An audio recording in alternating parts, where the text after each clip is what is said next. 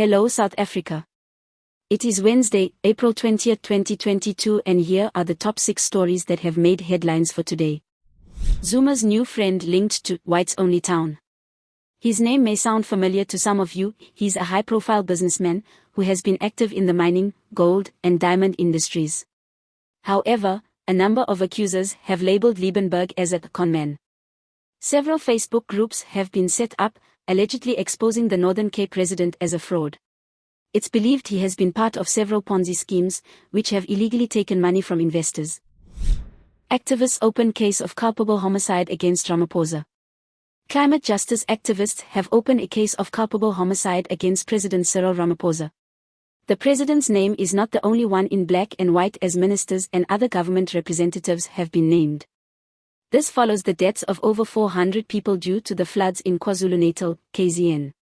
The activists are arguing that the disaster could have been avoided had the government implemented adaptation and mitigation strategies.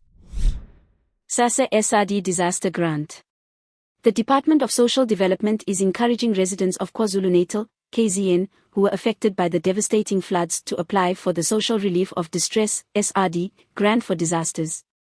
The South African Social Security Agency, SSA, explained that SRD grants, such as the R350 COVID-19 one, are meant to provide temporary assistance to people affected by a crisis or disaster. The relief is meant for people who are unable to meet their family's most basic needs. Possible stage 6 load shedding may hit SA this week. A leading energy expert in South Africa fears that the current load shedding situation will get worse before it gets any better. UCT professor and energy policy specialist Anton Eberhard has predicted that stage 6 load shedding is now a possibility in the next few days ahead. Eberhard has forecast a rough week for South Africa and acknowledges the huge economic impact moving to stage 6 load shedding would have on the country. Earlier today, Eskom confirmed that we'd be moving to stage 4 load shedding for the rest of Tuesday.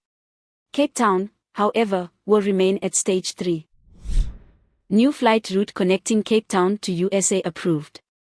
In what promises to be an enormous boost for Cape Town and its tourist-driven economy, the mother city's international airport will now operate a triangular flight route between itself, Johannesburg and Atlanta in the U.S. state of Georgia. Delta Airlines, one of the biggest in the business, will provide the service. The good news was confirmed by James Voss. He's the mayoral member for economic growth and tourism at the city of Cape Town, and the excitement coming from his department is palpable. Man found guilty of the brutal rape and murder of British Lodge owner in Limpopo. A man who attacked a retired British Lodge owner at Roditau Lodge in Thabazimbi, Limpopo, was found guilty of rape and murder in the Limpopo High Court in Polokwane on Tuesday. Andrea Imbayawo, a Zimbabwean national found to be in the country illegally for the past 6 years, is alleged to have murdered Christine Robinson, 59, on July 30, 2014. This is Leah for the South African.